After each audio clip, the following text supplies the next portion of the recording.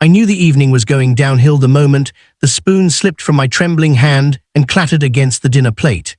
The table fell silent, painfully, sharply silent, until my son's wife, Alia, leaned back in her chair, crossed her arms and said, loud enough for everyone to hear, "You're a disgrace to the family, Dad."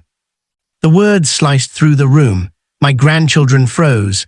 My son looked down at his plate. And me, I simply inhaled slowly, letting the insult settle on the wrinkles of my 82-year-old skin like dust on an old shelf. But I didn't say a word, not yet. My name is Abdul Rahman, though these days everyone calls me Grandpa. Not with affection, no, that disappeared a long time ago, but with a tired sort of obligation. I lived with my son Haris and his family since my wife passed, but in truth, I existed like a quiet piece of furniture, acknowledged only when in the way.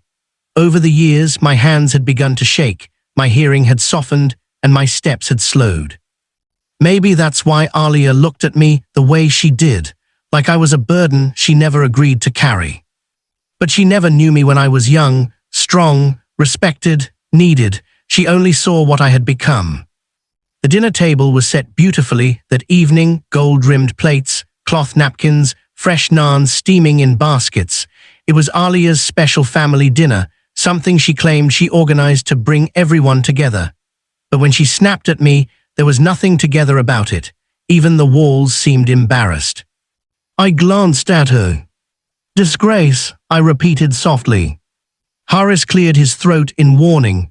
"Alia, that's enough." "No, let her speak," I said. She pushed her chair back slightly and pointed at my hands. "You spill everything. You break things. You forget everything we tell you.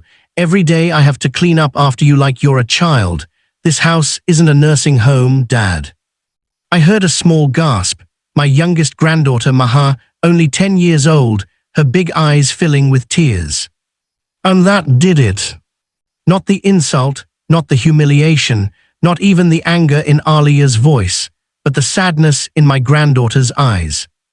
I straightened my back, the way I used to when I wore my crisp uniform decades ago.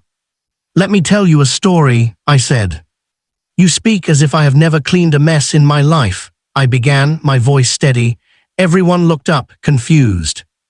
"When I was 24, I continued, I was deployed for disaster relief in a village swept away by floods. For 3 days and nights, I lifted broken beams, carried children on my shoulders, and pulled screaming families out of collapsed houses."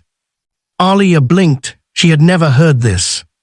"In another year, a fire broke out in our military barracks. I ran back inside 3 times, pulled out my best friend, then my commander, then a boy so young he still had milk teeth." The table was silent.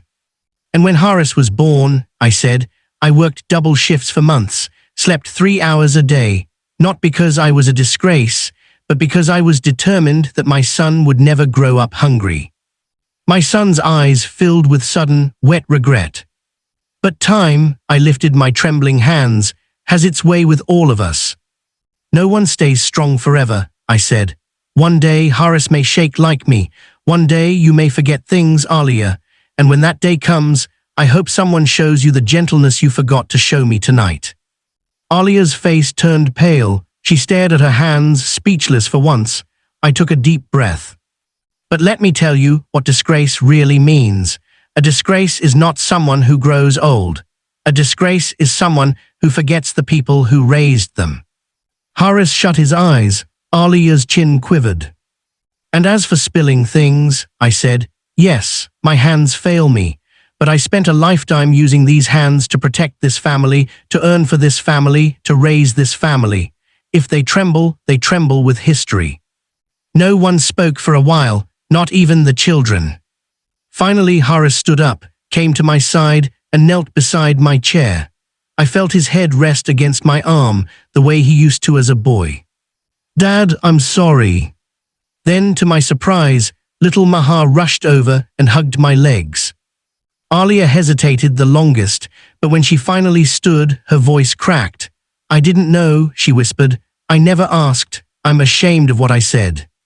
I looked at her gently. Asking is how we learn, listening is how we grow. She wiped her eyes. Please give me a chance to do better." From that night on, the house changed. Maybe only a little at first, a softer tone, a kinder question, a chair pulled out for me at the table, but small changes have a way of growing into big ones. Alia began to sit with me in the evenings, asking about my memories. Haris made time to walk with me after dinner. The children begged for stories of Grandpa the hero. And for the first time in years, I felt seen, not as a burden, not as a problem, but as a man who lived, fought, loved, and endured.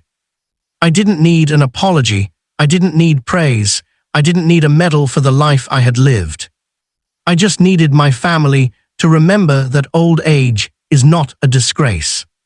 It is a victory.